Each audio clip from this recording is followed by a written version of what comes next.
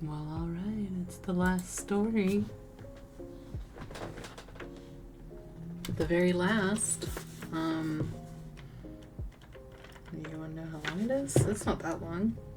It's a good one. You're gonna like it, I promise. But of course, the minute I start recording, I realize I must pee, so I will be back.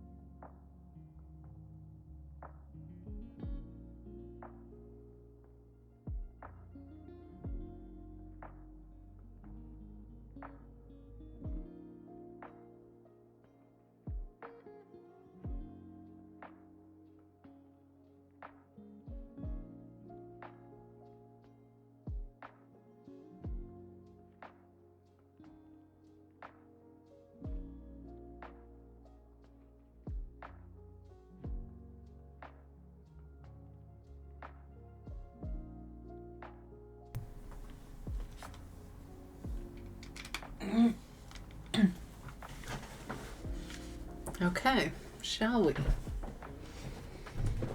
This is called Braiding the Ghosts by C.S.E. Cooney.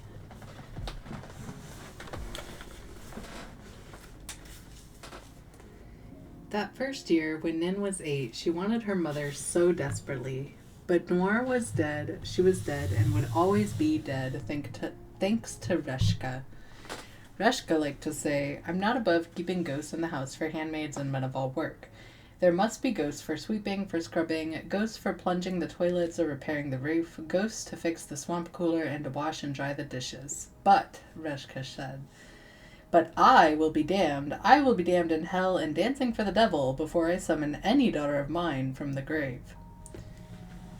So Reshka had Noir cremated 3 days after her death. Afterwards, she prepared the funeral feast in Noir and Nin's small apartment. "This is a family affair," she told Nin, who sat numb at the table, feet dangling above the floor. "This is a meal no ghost may touch." Instead of salt or herbs, Reshka scattered ashes over the meal. The buttered bread and the broccoli she dusted with Noir's remains, ash in Reshka's wine glass, and in Nin's chocolate milk. The taste never left Nin's mouth. Everything she ate or drank after that was death and dust, but it was also Noir, so Nin ate and drank and did not complain. When they drove away from the apartment where Noir had quietly died, Nin did not cry. She sat with the black cat Behemoth purring on her lap, and she looked out the window, her thoughts a great buzzing silence. Behemoth was warm and indolent, matted at the back, soft at the belly.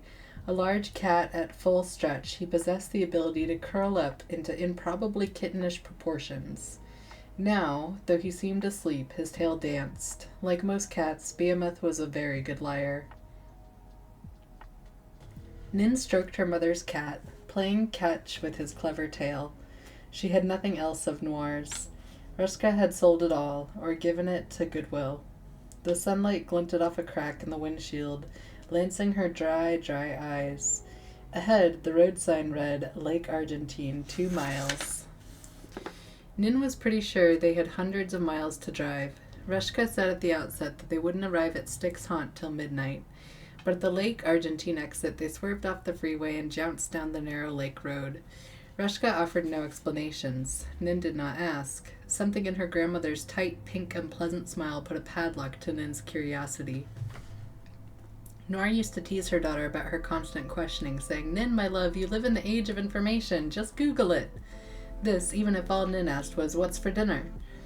But Rushka was not Noir. Noir had died with wrinkles on her brow and bruises under her eyes. Rushka's face was perfectly made up, in peaches and corals and creams. Her complexion had neither the flush nor the pliancy of flesh, but seemed to ring like pure hard porcelain.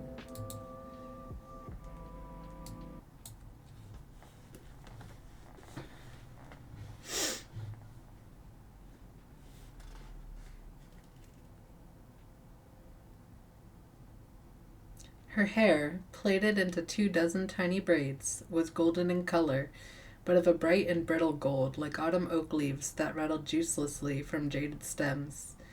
Nin could not understand how a woman with no wrinkles or gray hairs could be the mother of Noir. Noir's last words? Nin, my love, have I told you about your grandmother? If tissue paper had a heartbeat, that was Noir's heartbeat.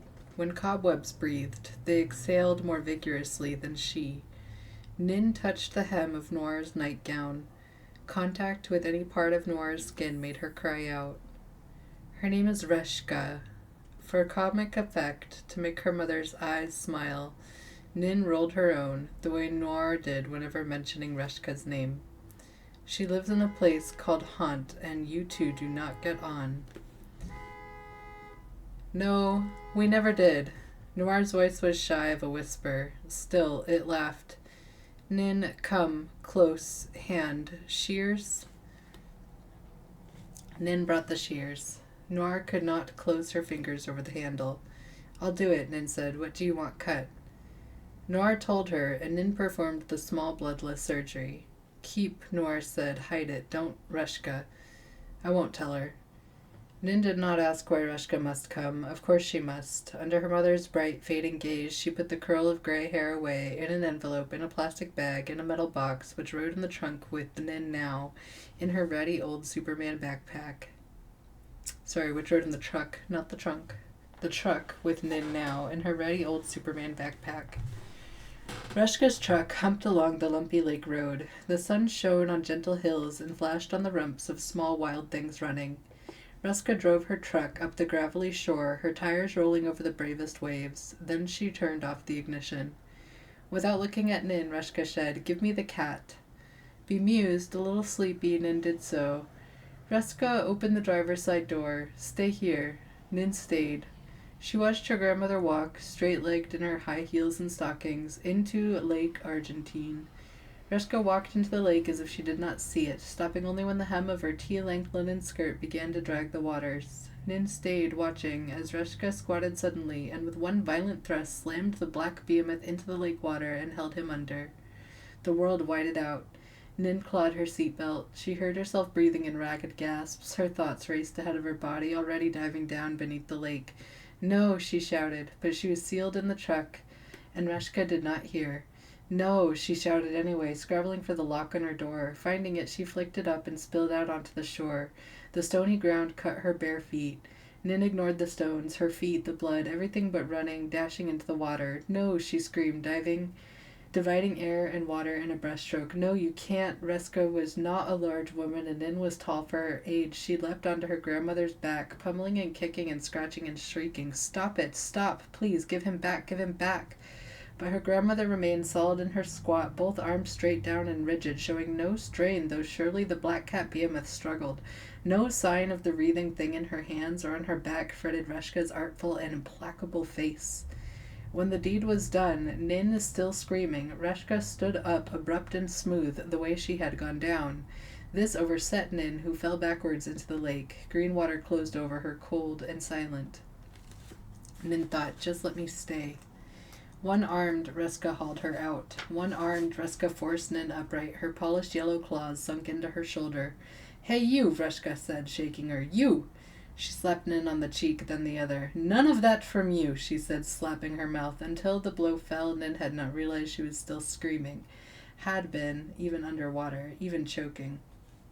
Listen, ordered Reska, sounding more exasperated than angry. Listen to me, you! Her voice, like her fingernails, was older than her face and her hair. It was old and dry, and it shook. Cats can't abide ghosts, she said, nor do ghosts abide well with cats. I'd keep a crazy household if I keep a live cat at Styx Haunt here. And Reshka thrust something soggy and awful and dead into Nin's arms.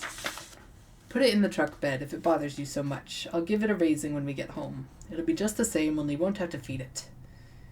Nin clutched the sodden black drowned dead thing close to her chest. He won't be just the same, her raw voice carried weirdly across the water. He'll be dead. He's dead, and you killed him. I won't let you touch him. I'll burn him first. I'll burn him myself. Suit yourself, little Miss Nin, it's my whim, said Reshka coolly. Nin turned her head and spat. Later she came to wonder if burning was what her grandmother had intended all along.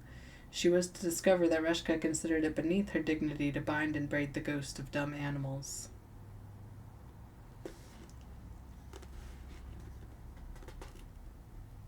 Life before Reshka had been quiet. Life after Noir was silent. Noir used to say, let's have an hour of quiet time, Nin, my love. Read if you want, or draw. Mama's just going to lie down and shut her eyes. But at Styx Haunt, all hours were quiet. The house was a sprawling shamble of gray stone and stucco, with peeling columns, peaked roofs, and dark cupola, its rotten porches and balconies webbed all about with decrepit scrollwork. It could not have been more different from that cozy, shabby apartment in the city. Woodland and wetland bordered the property on all sides. Only one dark road under dark trees led to a small town that did not like to remember it had a haunt at all. Nin never saw Reshka sleep, never caught her still or off her guard. Reshka prowled the house and grounds day and night, making her rounds. Checked the Schultzakers for sugar and the shampoo bottles for honey. Was there superglue in the container? Was there sawdust in the Quaker oats? Sometimes the ice cube trays were full of flies. Sometimes the meat crawled with maggots. Because sometimes the ghosts got things wrong. Death doesn't cure stupidity, Reshka was fond of saying. She did not talk to Nin much, and tended to repeat herself when she did. Death makes a dummy dumber, so keep your eyes open. Nin did not think the ghosts were stupid. She thought maybe they were angry, or scarier still, that they had a sly, prankish sense of humor, or both. Many nights, Nin went to bed short-sheeted or with crickets in her pillowcase. She was careful not to gasp or laugh or do anything to draw attention. She did not want the ghosts to notice her at all. Reshka depended on them for everything. They drew her bath and chose her clothes, groomed her, perfumed her, prepared her meals. They did what they were told, silent and unseen, slight freezing breezes in Reshka's great gray house. The first year was the hardest. Nin was always cold, and her skin, especially her face, was chapped. Asleep or awake she wept, and she was not awake often. The second year she started reading again. The few books she owned palled quickly, so Nin stole Reshka's, who had hundreds but never touched them. Reshka did not own a TV. She had a dinosaur of a computer that she kept unplugged most of the time. It had a dial-up connection that she used when ordering food or clothes online. Delivery vans dropped the boxes off at the gate and never ventured an inch beyond it. The mistress of Styx Haunt had little contact with the outside world. Nin had none.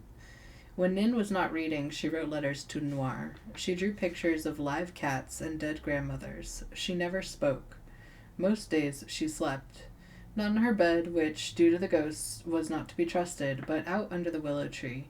This was where Nin had buried the little curl of Noir's hair, safe in its white envelope, the envelope sealed in a plastic bag, and the plastic bag placed in a metal box. A small grave, Nin's special place. The willow tree marked the boundary between Reshka's ghost-kept garden and the wild heron marsh that ruffled and rippled and sprawled beyond. It was not quite beneath the green umbrella. There were flies and mosquitoes and curious bees. It was not quiet beneath the green umbrella. There were flies and mosquitoes and curious bees. Birds chattered and squirrels quarreled, drifted down like leaves, and the marsh grass hissed under a constant low wind. This was where Nin slept, dreaming through those first sad years. She dreamed of Noir.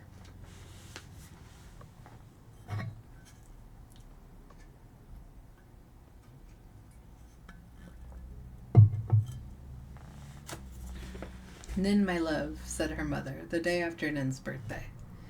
Yes, Noir, my love, Nin replied. Noir sighed. Immediately, Nin crawled straight onto her mother's lap, even though she was 13 now and tall for her age. Nin, said Noir, Reshka's going to begin teaching you soon. Nin grimaced. Teach me what? She can barely stand to hear me breathe. She paused. But she doesn't have much practice with people who can breathe, does she? No, Noir laughed. She's useless with the living. Always was. When Noir left, she threw back her head, giving her full throat to the sky. They sat on a large boulder in the middle of Lake Argentine, the waters flat as ink and cobalt blue, the sky glowing like a dome of jade above them. There was never any sun that Nin could see, only her mother, who sometimes seemed to glow. Listen, Noir stroked the nape of Nin's neck. Reshka will teach you the four winds, piccolo, flute, oboe, bass recorder. She will teach you the song of luring, of binding, and braiding. She will teach you how to break a gravestone and make a grave ring. She will teach you about silver, about lilies, and bitter red myrrh, for you are the last of her line, now that I am gone. You're not gone, replied Nin in a soft voice, hugging her mother. You're right here. She bent her head and took a deep whiff of Noir's hair. Noir wore it short and dark and curly, never long enough to braid. Her mother smelled sweet and slightly messy, like baby oil. My darling, murmured Noir, tightening her arm around Nin. How's school?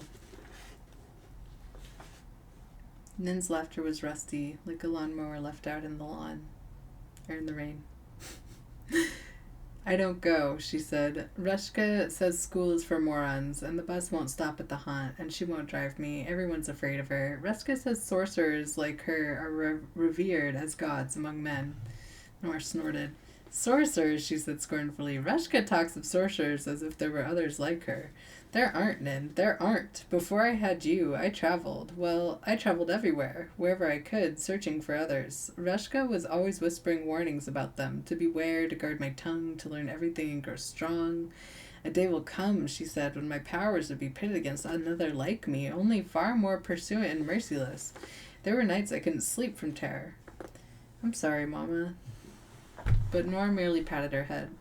There are no sorcerers in the real world, Nin. There are used car salesmen and lawyers, boys in black overcoats who pretend to be wizards, pregnant teenagers working at McDonald's who call themselves High Priestess of Discord, peyote swallowers and acid tasters, even true shamans. But there is no one like Reshka Styx of Styx Hunt, or like her mother before her. There was no one like me, born of a sorcerer and a ghost on Dark Eve, and no one like you, my Nin, although I chose you for you a living father, that you might be more alive than dead when you came into this world. But by now both Noir and Nin were sitting upright, arms locked wrist to forearm. Two pairs of gray eyes gazed at one another.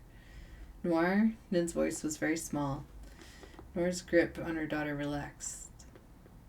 Reshka has no equal, she said. She has no living friends, and her enemies are not alive. The house she lives in was built by the dead. That's why people are afraid. Reshka is unnatural. Are you unnatural? Nin asked. She went to ask, am I, but knew better, even dreaming.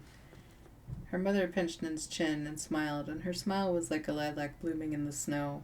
All she said was, Reshka will start teaching you soon. Nin cocked her head to one side. And should I learn? Oh yes, breathed Noir. Learn everything. Grow bold and strong. And stay awake. Nin woke.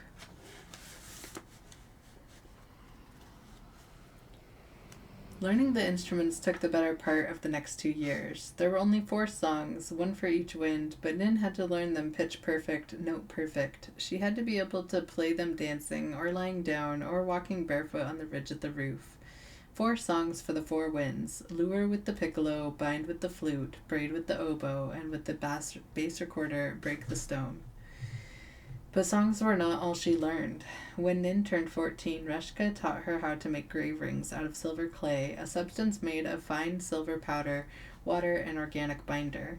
Nin learned to etch the entire alphabet on the inner band of a ring in tiny, precise letters so small they could only be read by magnifying glass.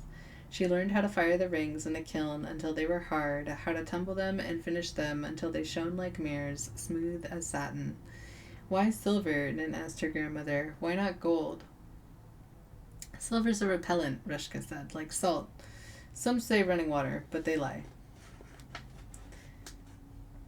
They worked in the ring room, as Nin called the small chamber of Reshka's bedroom. Illuminated by dazzling electric lights, it was the brightest, harshest room in the house.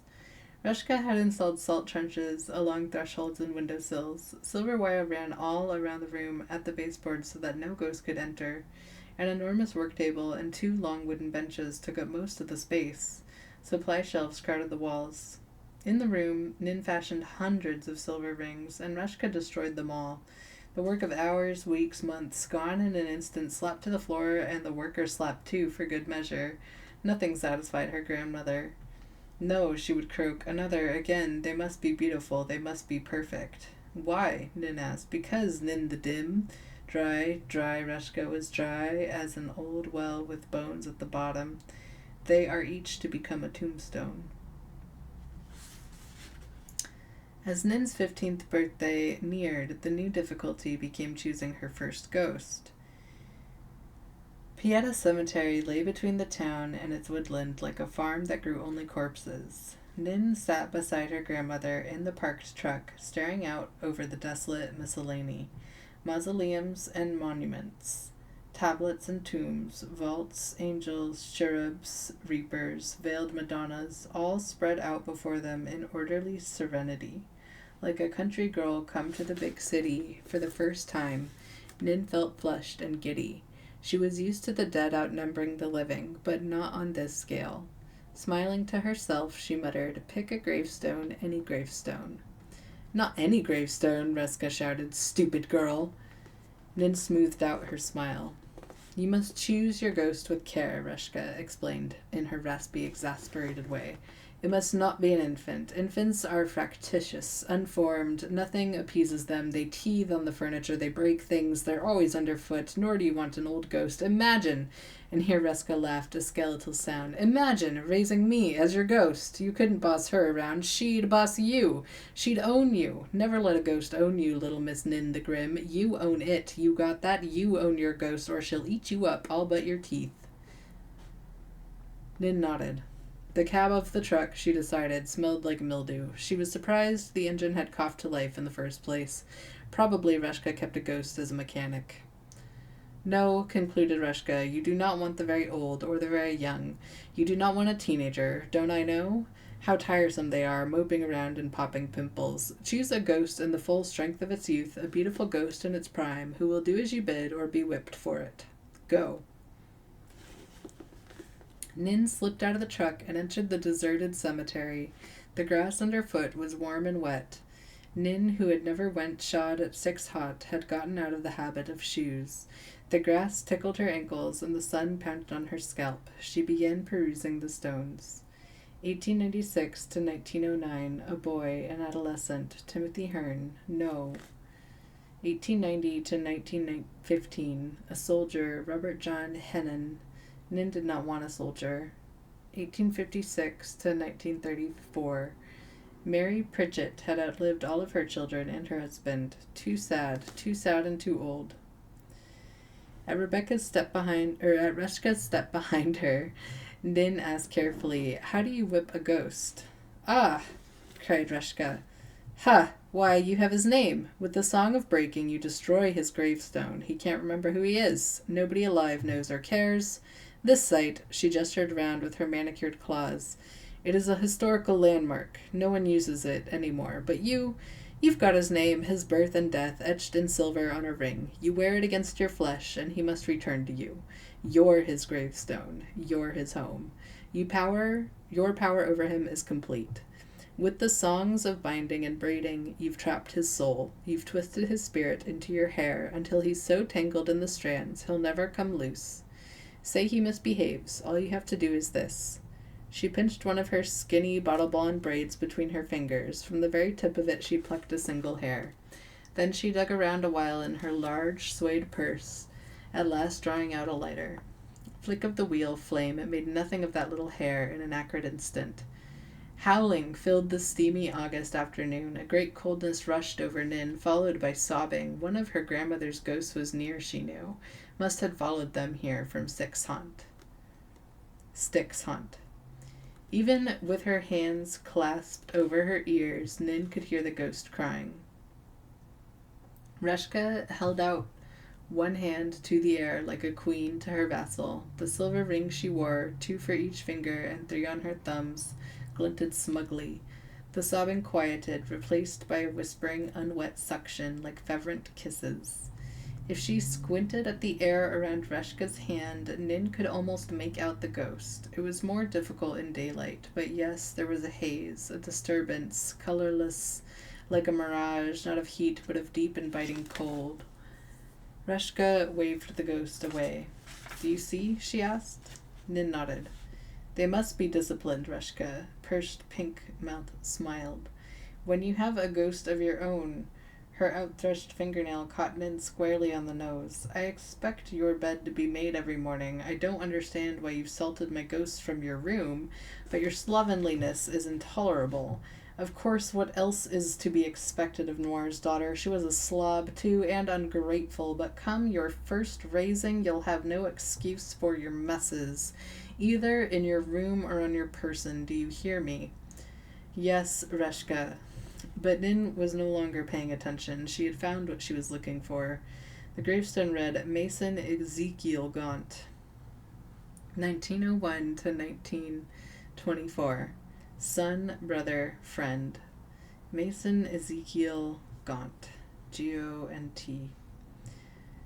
The words rang like bells, the sweetest, most clangorous, most dangerous clamor. Mason Ezekiel Gaunt. Son, brother, friend.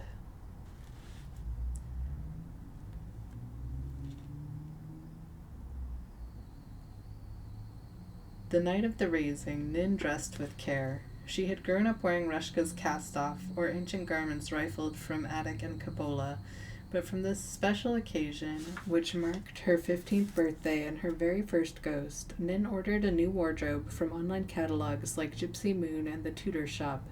She used Reshka's credit card. Most of what Nin bought came in some shade of red. Her poppy petal skirt fell to her ankles, embroidered and deeply flounced. Her shirt was dyed a vibrant arterial red, with scarlet ribbons running through the collar and cuffs. Around her waist she tied a golden scarf with firebird patterns and beaded fringe. She wore bells on her ankles. Her hair, black and rough and loose, covered her bare arms. Her skin, scrubbed with salted water, shone pink as hope. She did not want her ghost to mistake her for a shade. She wanted to be seen. Reshka had commissioned Nin a carrying case for the Four Winds. It was ebony, lined in blue velvet, with separate compartments for the instruments. Flute, piccolo, oboe, bass recorder, each fit cunningly into its own place. It is better than you deserve, Reshka said. Nin did not argue. Neither did she say thank you. They accomplished the drive to Pieta Cemetery in their customary silence, arriving at an hour so late it was technically morning. There was no telling sky from tomb. Everything was so black and still. Pulling up outside the gates, Reshka let the truck idle. Old Styx and young Styx stared straight ahead, neither looking at the other. Tonight, said Reshka, We'll see if the sorcery runs true in you. I'll never know why Noir insisted on diluting your bloodline with a living sire. You favor your bag boy father and everything but the eyes. Nin sprang out of the truck. Before slamming the door, she leaned in and stared Reshka dead in the eye. I look like Noir, except I'm taller and my hair is black. I look like Noir sticks, you old bitch. Don't wait up. And she turned and stalked away. But no sooner did Nin step through the gates that she felt the ire slipping from her shoulders. To be alone at last, and a year older, and dressed to tryst! All around the graveyard sang, in cricket song, frog throb, and the call of night birds from 100-year-old trees. Moss fell from low branches like silver veils. The dead are close, Nin thought, but not awake. The dead are underfoot. She knew the way to his grave by heart. Since discovering him, Nin had visited often, sneaking off early from Stick's haunt to trap those 5 miles down the dark road on foot, just to bring him wildflowers, wooing him, she hoped. Mason Ezekiel Gaunt, 1901 to 1924. She wished there had been room to etch son, brother, friend on the inner band of the grave ring, but she carried the words hard in her heart, that they would not be destroyed when his headstone fell. And there it was, his quiet resting place. Nin laid a shallow bowl of alabaster before his headstone, lighting the coals inside it. Then, sifting resin of red myrrh over the smolder, she knelt and placed a circle of white lilies in her hair. Bitter smoke snaked skyward, leaving a pale echo of vanilla in the air. She opened the ebony carrying case. First, the luring song. Pipe it on the piccolo, high and sweet and blithe. Pipe it playful on your tiptoes and dance you round his grave. 3 times 3 you dance, trill and tease and coax. Come out to me, come dance and leap. Rise up, come play. Nin played the lure perfectly, but it was very, very hard. Reshka never told her that it would hurt, or of the horrors. Her lips burned. Her tongue burst into blisters, which burnt into vile juices that ran down her throat. The sky ripped open, and a bleak wind dove down from the stars, beating black wings and shrieking. Reshka never said how a greater darkness would fall over the night like a hand smothering heaven, how every note she played would cost her a heartbeat, how the earth shuddered away from her naked dancing feet as though it could not bear her touch. And then Mason Ezekiel Gaunt appeared in the smoke of the burning myrrh. Ghosts can't take flesh, Reshka had said, but they can take form. In water, in windows, in smoke, and in mirror, in steam and flame. If you are lucky, and if they are strong, they can shape a shadow you can almost touch. He was there. The lure was over. Nin stopped playing and stood still and licked her fill. The ghost rose uncertainly from the burning coals, upright and blinking, but not quite awake. His hands, which were vague, which were vapor, moved to touch his face before falling to his sides again in fists. A look of terrible confusion made his whole body waver, shred apart, and form again. He could not feel himself. Remembering just in time, Nin snatched the crown of lilies from her hair and tossed it over his head. The flowers fell through him, landing in a perfect circle around the alabaster bowl. She had practiced that toss 100,000 times. The ghost glanced down at the lilies, then back up at Nin. She was not supposed to speak until he was hers for sure, but she smiled, hoping to reassure him. Don't worry, she wanted to say. They're to keep you safe, keep you from straying. She put the piccolo away and picked up the flute. The binding song was a lightning series of notes, arpeggios and scales both wild and shrill. Nin had never really mastered the flute. Reshka kept telling her she played like a flock of slaughtered turkeys, and even the ghosts winced to hear them. The flute screamed, and then it seemed the ghost screamed, and frost settled over Pieta Cemetery. It came from nowhere and everywhere. The graves began to glisten. The trees were draped in diamonds. Nin's lips froze to the lip of the flute. Her fingers slowed on the notes, turned blue, stiffened, and stuck. It was like she played an instrument made of angry ice. It was not music anymore, nothing like music, only one long, sustained, horrible noise, like a stake hammered into frozen ground, making a claim. You are mine. You will stay with me for all eternity. And then the binding was over. The flute fell from Nin's nerveless hands. The ghost stared at her. His eyes were the color of burning myrrh. The trees were white and still beneath a sheen of frost, and he was still too, trapped within the chain of lilies. Nin began to braid a single lock of her hair. It was no simple braid, but a sturdy rope of many strands with a series of intricate knots at the end. She had spent a year practicing this braid, first with embroidered thread, then with spider webs, then on a doll with human hair that had been from the head of her great-grandmother's grandmother. The hair of a mad woman, Reshka had said, so you know what lunacy feels like. Nin had practiced the braid in her own hair too, but it had not been like this. There was a song of braiding. She hummed it now, and would later seal the braid with the same tune on the oboe after the last knot was tied. The song filled her mouth with wasps. She kept humming, though the wasp stung her tongue and crawled over her teeth. She hummed and braided, even though her hair was suddenly tough as steel, sharp as needles, poisonous as nettles, already burnt and frozen. Now her hands stung, now they trembled and bled, until her hair was wet with her own blood. And still she braided and hummed, and the ghosts watched, bind and wind and knot and weave, a labyrinth of grief and need. Way and wall and maze and path, a labyrinth of want and wrath. Mason Ezekiel gaunt, I braid thee, my ghost, I braid thee in my hair. She tied the end of the braid with silver thread, coughing out a mouthful of crawling white wasps as she did so, and took up the oboe and sealed the braid with a song. When it was over, Nin wept. The ghost looked on her tears with curiosity, maybe even pity, but his fist did not relax. The bass recorder was a lean length of polished ivory, ending in a gentle bell. It shook in her hands. Break, she played. Break, stone, and be forgotten. Nothing but bones beneath, and those are dust. Break stone, break name, break birth and death. Break old, forgotten words, and go to dust. I will keep him, I will hold him. My flesh shall be his gravestone, I alone shall name him. Break, break, stone, and be forgotten. Nin did not know how long she played. She played until son, brother, friend collapsed to pebbly rubble, until the day her ghost was born and the day he died turned to gravel, and his name, his beautiful name, decayed to dirt and fell to dirt, indistinguishable from the rest of the earth.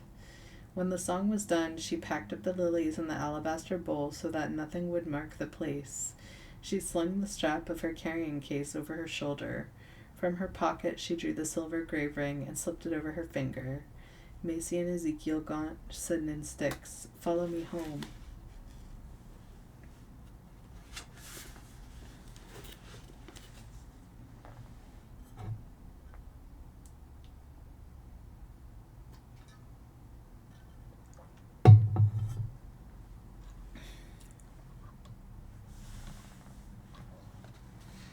Even the silence changed after that. Everything was music. When the last of her wounds healed, the frostbite and heat blisters and wasp stings, leaving numb spots and small scars, Nin started reading to her ghost. All her favorites. Pushkin to Pratchett, Yursner to Yolen, J.M. Barrie to Jean Wolfe, dog-eared and thumbed through as these books were, she took them out and began them again, this time out loud. She read the ghost her old letters to Noir, showed him her sketchbooks, and let him see her secret place beneath the willow tree. She even vacuumed the salt from her threshold and windowsill that the ghost might come and go as he pleased. Because he shared it with her, Nin straightened her room every day. She made her bed with what Noir had called Marine Corps precision, hoping that Reshka would never suspect it was Nin's work and none of the ghost's.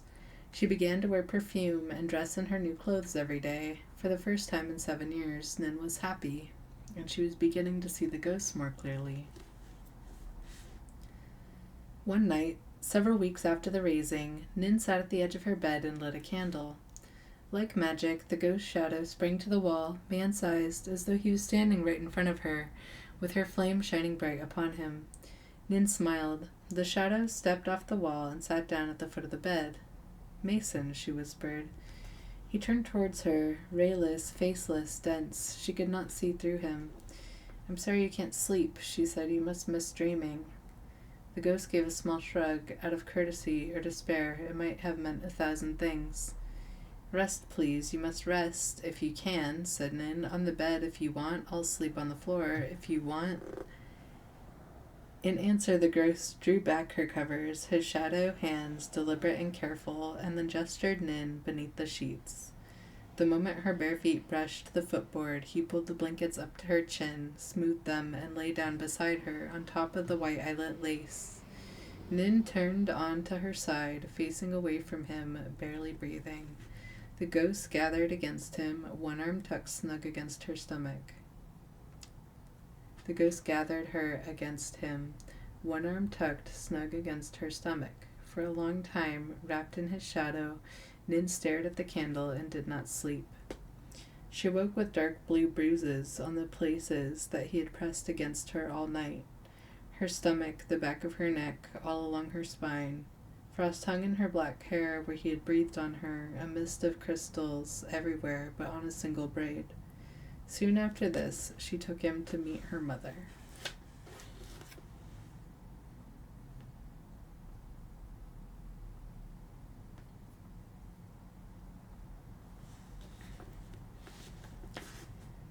Beneath the willow tree, Nin dreamed her willow dreams. It was September, and the Heron Marsh was restless. Greens bled to gold, gold grew dense and dry. Insects chafed. Long-legged birds took wing. The ghost followed Nin into dreaming. "Oh my," said Noir the first time she saw him.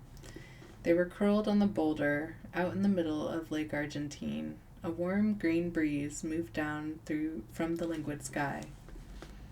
Mother and daughter regarded the ghost as he treaded the too blue water, splashing about, sometimes diving under to swim with the black fish cat who lived beneath, a sleekly furred beast with the head of a panther and the body of an eel. Once or twice it twined with the ghost's feet as he swam, trying to pull him under.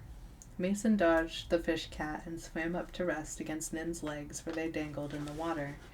His dark wet head nudged her knobbly knees. Nin stroked his hair. "I can see him so clearly here," Nin said. "He's like a silhouette that grew dimensions, and he's not cold at all." Her mother ran her fingers through her own short curls, her smile rueful, and glanced from Nin's face to the ghost. "Well," Nora said, "nice to meet you finally. What's your name?" The ghost glanced at Nin, radiating inquiry. "Mason Ezekiel Gaunt," Nin replied with a proud smile. She could never say his name without smiling. She said it whenever she could. "Mason Gaunt, the Gaunt of Haunts." Mason. His name is Mason. "Mason," Nora repeated, never taking her eyes from the ghost's face. "Mason." "Mason," said the ghost. "Then I won't remember it." Nin clapped a hand to her mouth in shock.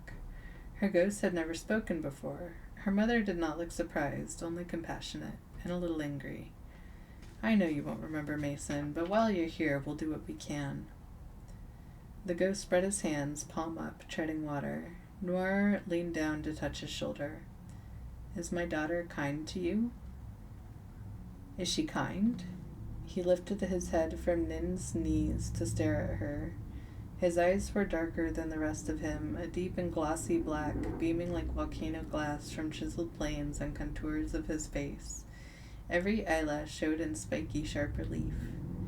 Nin and her ghost watched each other, forgetting to breathe. Both remembered the shower they had shared that morning, how he had spilled into shape hot spray and viscid steam, touching her with hands that were rivulets, that were waterfalls, soaping her body and washing the suds from her hair. Nin had not asked him into the bathroom with her, but he had entered anyway, uninvited, and she did not order him away. After the shower, when she was clean and sweet-smelling, when his icy and invisible arms wrapped the towel around her flushed body, she had wiped the steam from the mirror with the heel of her hand and saw them both inside it. The ghost stood behind her, vivid as any man. Mason's nose was too large for his face. His eyebrows grew straight and ferocious, very dark. Most of his skin was luminous, with spectral pallor, wet and bare, steaming from the shower, but his cheekbones were hectic, as though fever-eaten. His hair was shaggy, almost as curly as Noir's, almost as black as Nin's, a warm black, with hints of brown and glints of red. His lips were thin and seemed naturally pensive. Nin wondered if she could ever make him laugh. Even as she thought this, he began to smile, matching the thoroughness of her inspection with the intensity of his own. And then he bent his head and placed his mouth on her neck, soft as lilies, sore as stinging nettles. The shock went through her like a bitter wind, and when he lifted his head again, they stared at each other in the glass, stunned, and she knew that he had felt what she had felt on his side of the mirror. Yes, Mason Ezekiel Gaunt told her mother, in the water of Nin's willow dream, Nin has been very kind. My name is Noir, said Noir with a terrible pity in her eyes. You are welcome beneath my tree any time.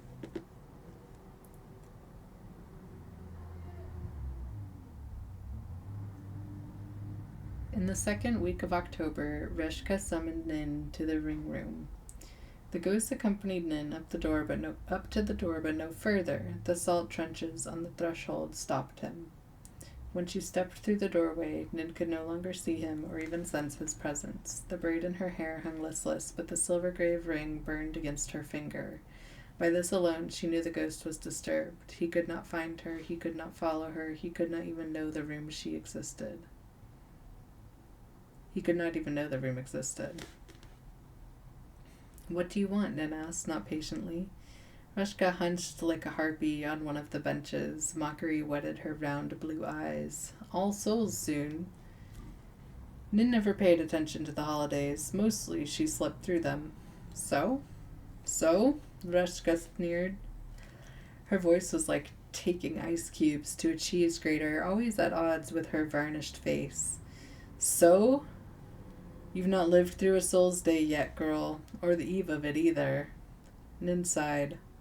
Every dark eve, Reshka went on, I've drugged your food and drink to make you sleep.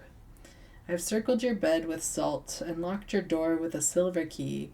I've kept you safe from the ghosts of Styx haunt. And so, you ask, so you have no idea, do you, girl, what happens when the dead walk, when the dead take flesh and come walking? That parched old voice, never less than awful, now cracked under the strain of something more. Nin had never seen Reshka's fear. She did not know how to respond to it. They come walking, she said, in the flesh? But you said... Reshka ignored her. I won't drug you this year. You're grown. Got a ghost of your own now, don't you, girl? I've seen. You're careless. Treat him like a pet. Let him walk all over you. Let him take liberties. You'll deserve what happens when he walks. He'll destroy everything you own, searching for that little ring you wear. Might be he'll gobble you in your bed, but I don't know. Reshka's pink lips curled. Might be you want that, to die as ghoul food. Noir's daughter is fool enough for such, I guess. Nin clenched her hands. Leave Noir out of this, Reshka. If you have something to teach me, then teach me.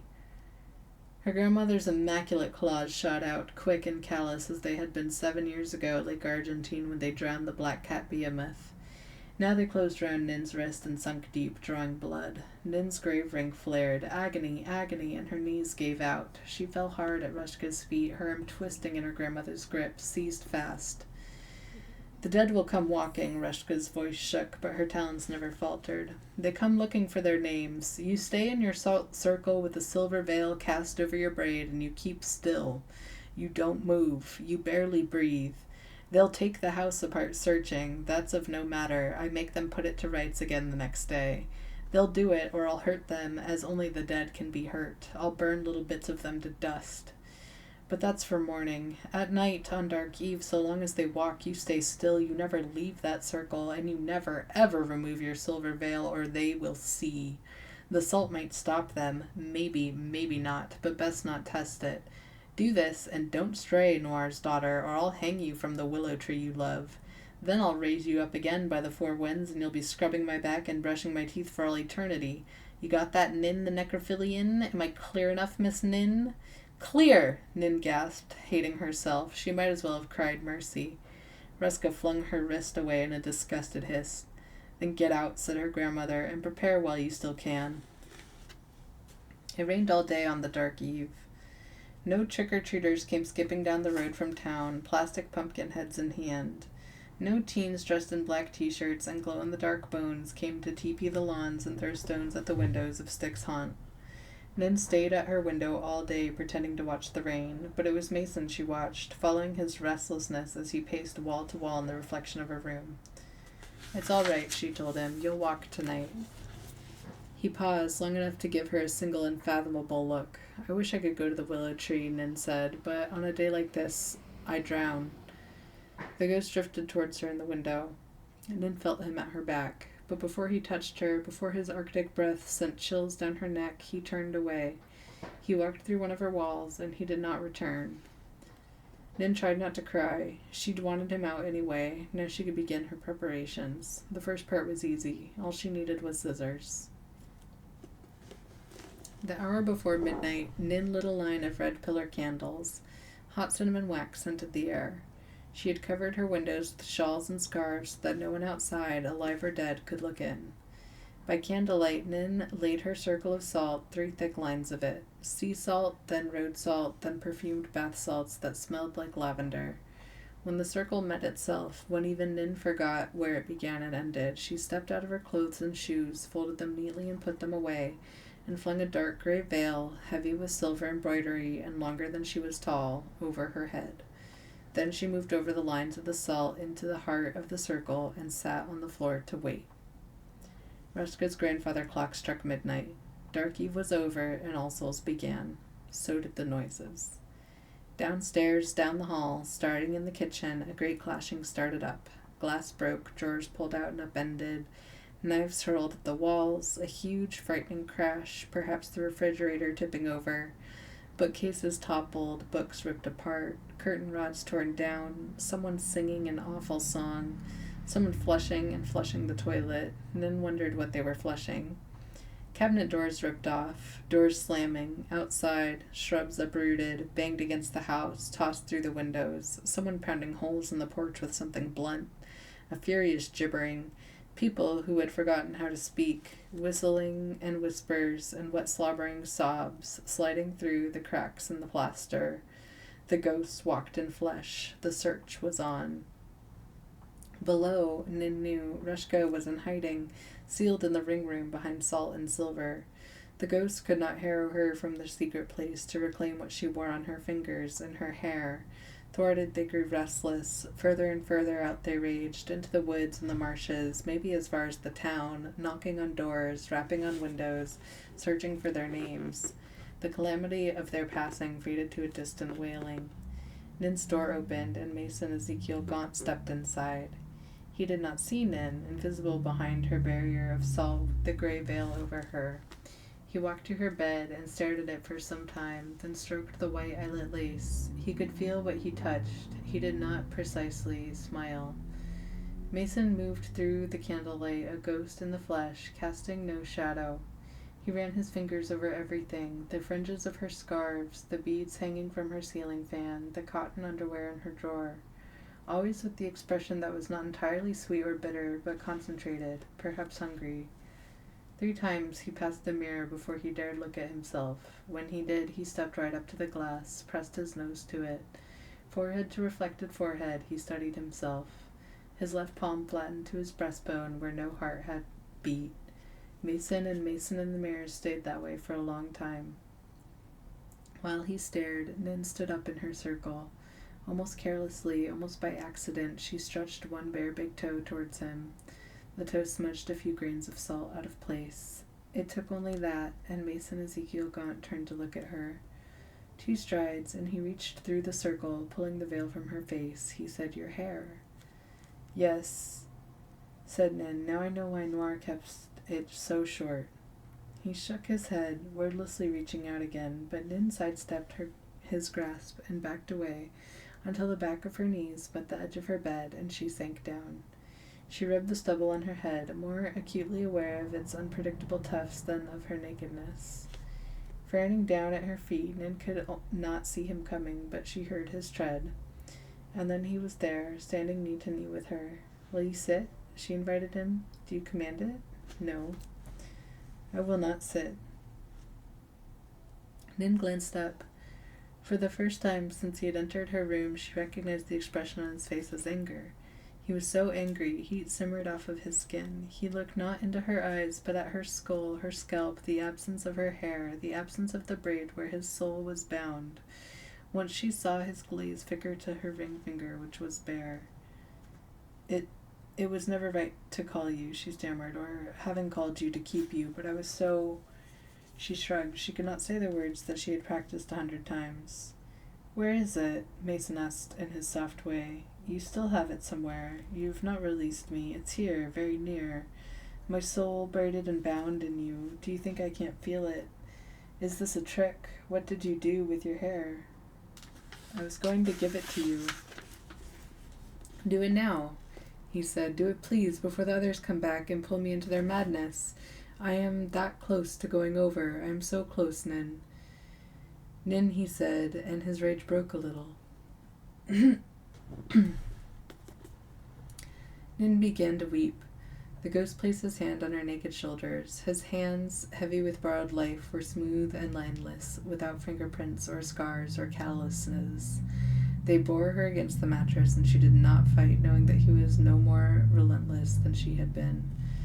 Nin, he said, I need my name. I need it back. Where did you put it? Where's your hair? Her nose was clogged from crying. You are my only friend.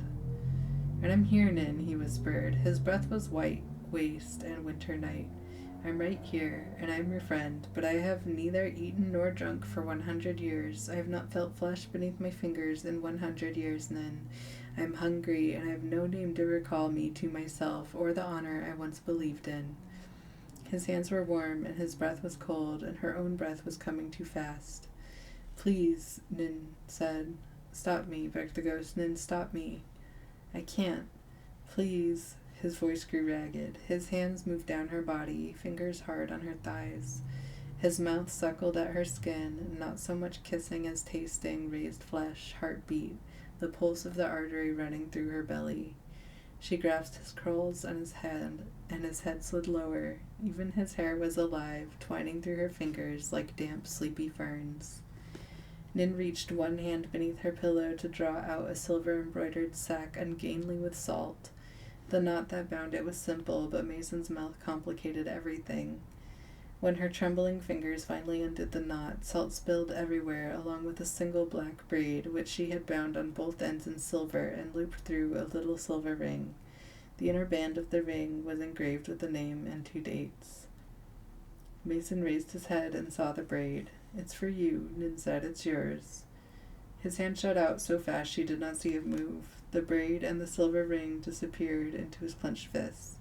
I am Nin Styx, Nin said. What is your name? I am Mason Ezekiel Gaunt, said the ghost, and then he laughed. The sound seemed to surprise him. Then, surprising Nin, he dipped his head and brushed her belly with a kiss. And I am pleased, he said. I am most pleased to meet you, Nin Styx. He kissed her belly again, the spot between her breasts, the side of her throat.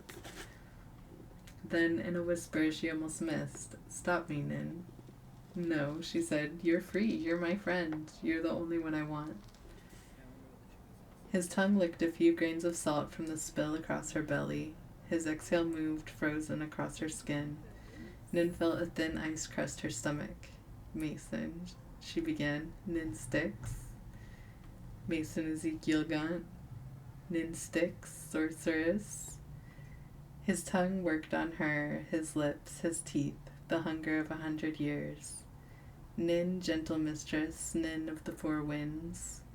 Mason, Nin, don't stop me now. Mason, finish it. And he did. All Souls' Day passed in a dream, and then night came. Nin and Mason lay together, foreheads touching, and Nin wept to realize that Mason's kiss had driven the taste of ash from her mouth. She burrowed against him, driving her flesh to his, knowing she would not be able to touch him again after midnight. Nin, his breath was warm now, warm on her scalp, and it smelled of lily and myrrh. Nin, my Nin, what will you do now? She knew what he was asking. He was asking, what are you going to do without me? He was asking, how will you live when I leave you alone? more alone than anyone has ever been alone. But Nin shook her head. It doesn't matter. It does, he insisted. I know it does. What will you do? The answer came to her then, like a bruise behind the eyes or a freezer burn of the marrow bone, and she put both her hands over her face and stayed that way for a long time. Nin, this can't continue. What can't? The ghost asked carefully. Nin rolled onto her back, her neck cradled in the crook of his arm. Any of it. Reshka Styx waited out the day in her ring room. She had lived through 108 All Souls midnight to midnight, and she knew what to do. For 23 hours she had been supine upon her work table, covered in a net of silver that glittered under the bright electric lights. She barely breathed, keeping a light trance that let her listen for the ghosts. Even when they left the haunt, she could hear them. Reshka Styx could always hear them, screaming through the marshes, baying in the woods, frightening the water moccasins and the foxes and the owls to stony deaths, searching for their names. She could name them all. No one in the house now but Noir's mouse, mooning for her ghost boy. That girl would end up gobbled, or she'd end up too weepy and weak for the sorcery and abandon the haunt as Noir had done, salting her footsteps so the ghost could not bring her back. Shimmering under silver and memory, Reshka did not hear her granddaughter creep up to the ring room door. Reshka never heard the living so well as the dead. So when Nin poured the water into the salt trenches at the ring room's threshold, Reshka did not know it. Only when the ghost came back did she know. She knew, and they poured back into the haunts so fast they blew the front doors off its hinges and left it for splinters on the floor. A horde of ghosts descended upon her, 22 shrieking things, crowding the bright-lit chamber where silver rings were made. Reshka Styx could name them all. The oldest saw her first. Perhaps her foot twitched beneath the net of silver, or her breathing gave her away. In a flash, in a blink, moving as only a ghost could move, he was upon her, ripping off the silver veil with one hand, while the other lunged for her braided hair. Each ghost who could reach one seized a braid, and those who could not started chewing, chomping, gnawing the rings off her fingers with their teeth, gnawing off her fingers one by one. Reshka Styx did not scream, even when they tore the braids out of her scalp. Taking chunks of skin and clots of blood, she kept her tight pink lips compressed. And when they sucked the flesh from her severed fingers to get to the grave rings, even then proud Reshka made no sound. Of course, by that time she was dead. So there was no one alive at Styx Haunt that night to stop the ghost from setting it ablaze. Nin, my love? Yes, Noir, my love? Is it over? Yes, it's over, and he is gone. It's morning, Nin. It's very late, in fact. I think you should wake. Did I really... Is Reshka... Wake. The morning smelled like a funeral feast. Ashy air filled Nin's mouth, and she coughed, then turned onto her side and retched. She had no recollection of leaving Styx Haunt after Reshka's ghost came ravening back through. Mason must have done something, put her to sleep somehow, and carried her to the willow tree, but she remembered nothing of that. Nin rubbed her head. She missed her hair, but not as much as she missed the braid and what it had bound. On hands and knees she crawled from her damp shelter. It was in this genuflection that she had her first sight of the haunt, what it had become. Smoke filtered the sweet colors from the air. Reshka's house was a charred shell, clung about with trembling curtains of heat. A few piles of rubble smoldered yet. Nin made a sound between a cough and a cry. Oh, Noir! Oh, Mason, what have I done? The distance from the willow to ruin might have been the distance between stars. She could not bear to go any closer. Palms pressed to eyes, she dropped until her forehead rested on the ground. Something cold kissed her forehead. Nin did not have to see the ring to recognize it. His ring, his name, his birth and death, his broken and stolen tombstone. The ring she had returned to him, encircled her finger once more. Mason had put it there, he must have done, had bequeathed it to her. marking her his resting place. Nin, my Nin, the ghost had asked, what will you do now? Nin pushed to her knees and wiped her face.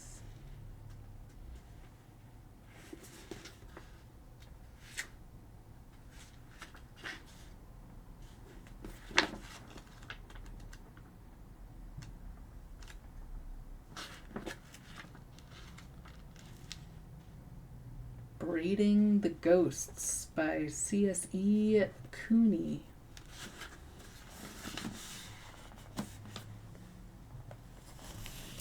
That's perfect, right?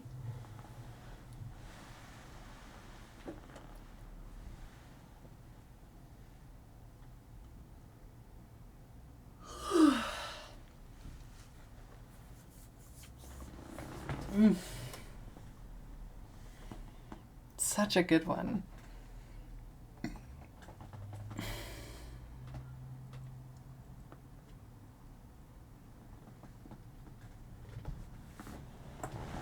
Well, I think that concludes my burning need to read stories out loud to you, which is great because my voice has almost completely gone from the days long desire to read. So thank you for tuning in once again to my autistic world. Oh, that's not what this is called. Just kidding. I'm sorry.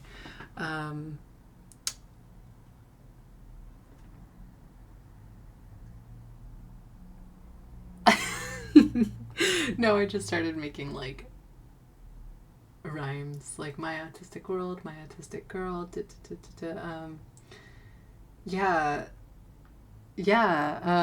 I'm super stoked to have in this burst of speed created a